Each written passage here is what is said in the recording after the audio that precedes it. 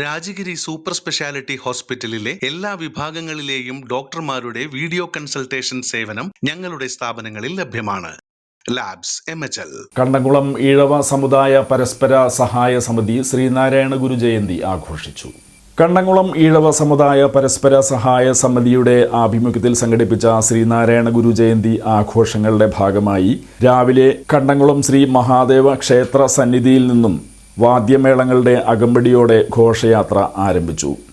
Office പരിസരത്ത് ഘോഷയാത്ര സമാപിച്ചു. ആഘോഷ പരിപാടികൾക്ക് സമിതി president Prathapan Kondiyara, secretary Soman Panikkassery, convener Dileep Chakkamattil, വനിതാ സംഘം പ്രസിഡന്റ് ശ്രീജ ബാബു, വനിതാ സംഘം സെക്രട്ടറി സിനി ദിലീപ് ചക്കാമാട്ടിൽ തുടങ്ങിയവർ നേതൃത്വം നൽകി.